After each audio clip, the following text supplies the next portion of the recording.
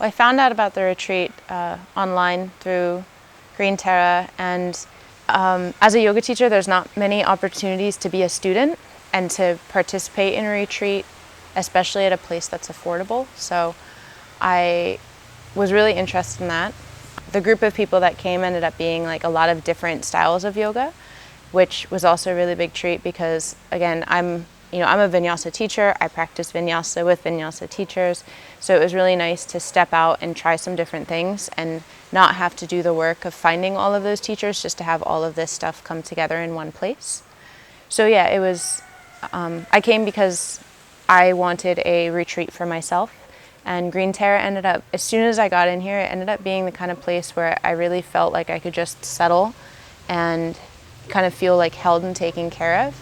And that it probably attracts, I just met 6 people here, but like it probably attracts people like this all the time that are really ready to slow down and inquire within. The space itself is very welcoming. Like there's, as hippie as this is to say, it has really good energy.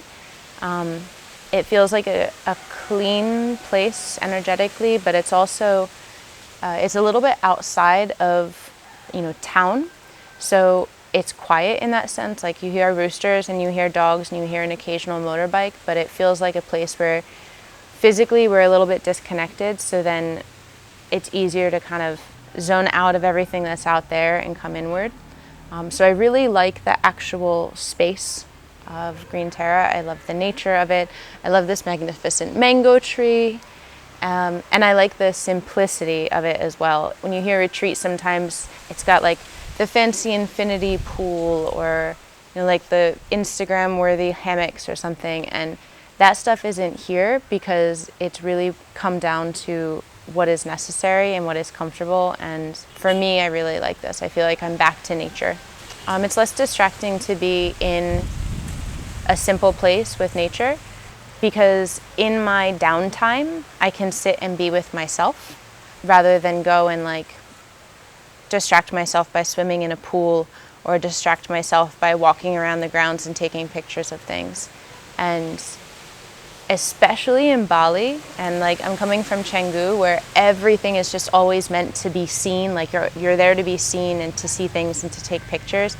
It's so refreshing to come to a place where I can just be exactly as I am and I don't need to do something. I feel bad for the first person that went because like we weren't all connected enough to give honest feedback because we didn't spend time together first. But from the other 2 teachers that I've been able to give feedback to, I felt like fortunately they were very good teachers, so I could give constructive criticism, but also have a whole lot of really good things to say. And it's nice to have a group of people that's open-minded enough to hear that criticism, to show up not only as a teacher and as a presenter, but to show up as a student that's willing to learn and to grow and to become a better teacher.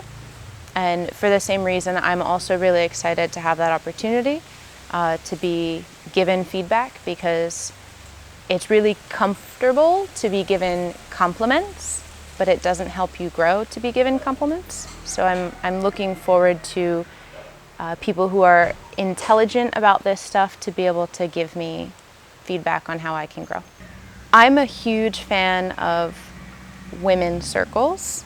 I'm not a huge fan of like the kind of circle where you go around and everyone shares things like one by one, but I feel that there's something tribal, like very ancient about being able to sit in community in that sense and everyone be very present with each other.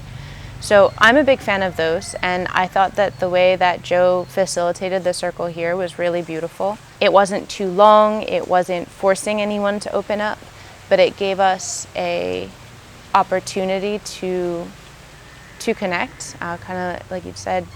And I think my favorite part of it was that she started it with a guided meditation, which kind of made my mind go out of where it always is. Like there's the things that I'm always thinking about, always stressing about, always trying to consider.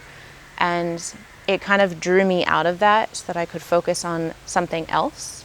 And I was able to share from that place rather than from the language, the story that I always tell. Because I was able to do that, I kind of figured that everyone else in the circle was also showing their like deeper, authentic self. And I really believe that when I show up into the world authentically, it gives you permission to show up to me authentically, and a circle is really a great way for everyone to do that. So yeah, we all connected, I thought, during the circle pretty well. I came to this with no expectations. I guess the one, well, I wouldn't call it an expectation, but I actually came here thinking it was going to be more work on my behalf. Like I was going to show up and be, I don't know, working more.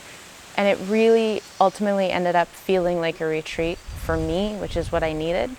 And I think it's a fantastic concept that it would be great if more places, more hosts, more people did things like this that were just very small groups, not 20 people, but just a very small group where it's a opportunity for skill sharing and for community building in what can sometimes be a competitive community.